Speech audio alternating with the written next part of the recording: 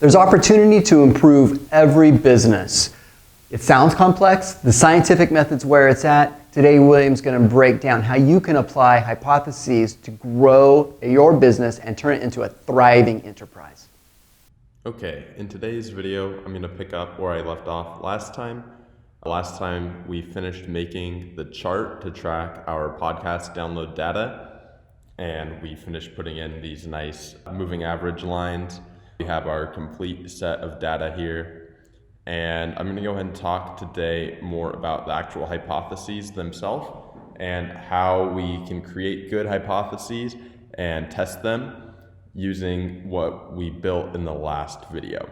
The foundation of a good hypothesis is that it has to be testable with the data you have available. The examples I have are based off of podcast downloads, really easy to test, really easy to form hypotheses around, really easy to analyze. Not all KPIs that you're going to be tracking are going to be as easy to track or test as downloads, and sometimes you have to get a little bit creative here, but I have a really basic example of how you can do that. The first example I have here is with our fictional data set. So with our fictional data set, we have built into it a few different events. Looking at the chart, you can see that it wasn't just flat, it wasn't just a steady trend up and across.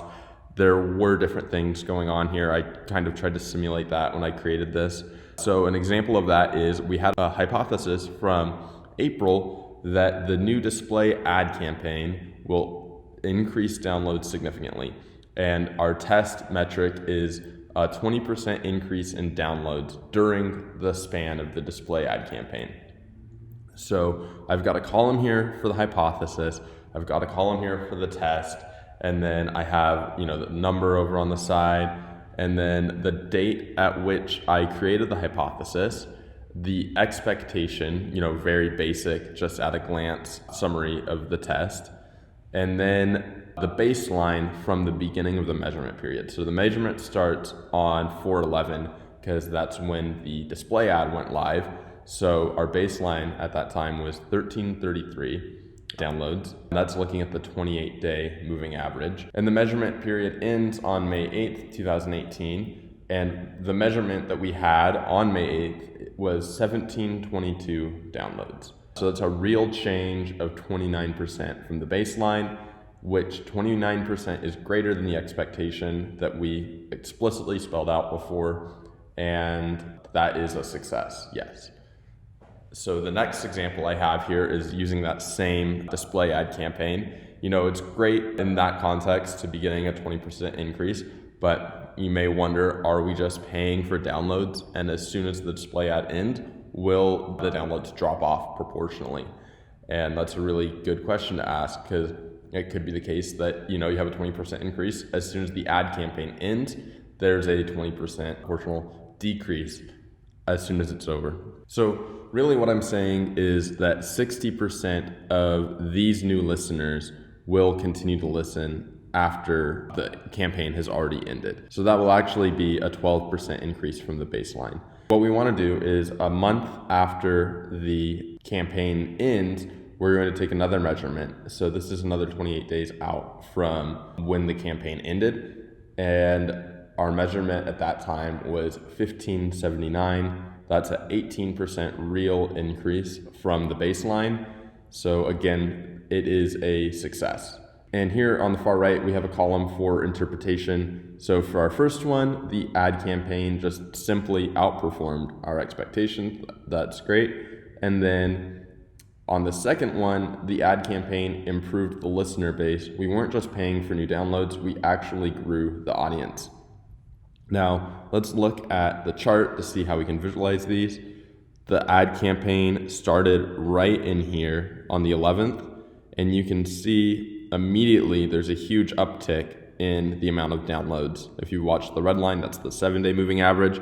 Immediately it jumps up, and it stays up until right here is when the campaign ends, and it drops back down a little bit. But so looking at our first hypothesis, you can easily visualize that it was successful. Large increase, definitely more than 20%. And then for our second hypothesis, you can see here, yeah, this red line and the yellow line did not drop back down to here. This was our baseline right here, and the new baseline is up here. That's pretty cool. So next, I'm just gonna give one more example real fast. This one's really straightforward, and also an example of one that may not be as good as the other ones. This one is kind of more of a want to know rather than need to know. You know, there's not a lot that you can glean from this test, and I hope that's clear. So the hypothesis here is that a big name podcast guest will drive massive amounts of downloads. And the thing that we're testing is that we get at least 3,500 downloads on the day the episode goes live. Came up with this hypothesis on June 30th, and then we're expecting 3,500 downloads on July 12th, the day the podcast went live. The measurement on July 12th was actually 3367. You can see that here on the chart. It's the huge peak right there, all-time high, but it wasn't as high as we were expecting. So it was 3,367, not 3,500. So not a success. And the interpretation is that the expectation was set too high. And the one thing you might be able to learn from this is famous podcast guests may not drive as many downloads as expected, but it's a sample size of 1. So really, this is not a great hypothesis. I put this in here as an example of one where, you know, it's better to have these sort of looking at a time frame and then comparing it to another time frame. You get a lot better results and insight than if you're just looking at one-offs like this one. But let's do one more thing, and that is I'm going to walk you through creating your own hypothesis. We're going to look forward at the future. We'll pretend that it's August 31st, and our fake podcast for this video is looking at launching a whole new social media campaign on September 3rd. So we're going to say that the new social media campaign is going to will grow podcast downloads. This is just a really layman description of what the hypothesis is, and then this is the actual part where you outline the statistics you're looking at. We want to see at least a 15% increase in downloads during the social media. And then hypothesis date, it's pretending it's August 31st, 2018. Expectation, 15% increase. Our baseline, so we got to look at our baseline. Look at the chart. So we're looking at the yellow one, 1785. Okay, 1785. So we're saying that the new campaign starts on September 3rd. And so we'll say the measurement period ends on September 30th. Now I just got to populate the new data. Okay, so I just finished adding the new data for the month of September. And you can see here, this is the sheet that we made last time in the last video. It's got the date, downloads for each day, the 7-day moving average, 28-day moving average, and then the percentage of improvement of the 7-day over the 28-day, which these are being charted here. The chart's already updated with the month of September. And we're gonna look at our hypothesis that we just made. Hypothesis 4 is social media campaign will grow podcast downloads significantly. We're saying it's going to be a 15% increase.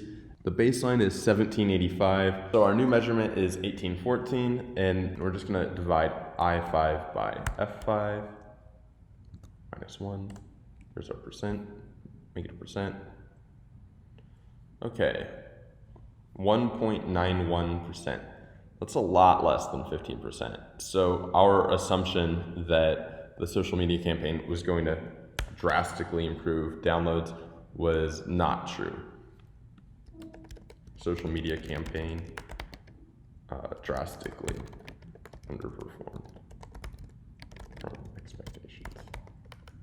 So there you have it. We went over this sort of hypothesis tracking sheet, went over how to input the data into it, and then we went over some examples, and I walked you through a real use case. That's going to be it for this KPI dashboard series of tutorials. I covered everything I wanted to talk about in part 1 and part 2. This will be the final part. Stay tuned to see what I talk about next time. Thanks.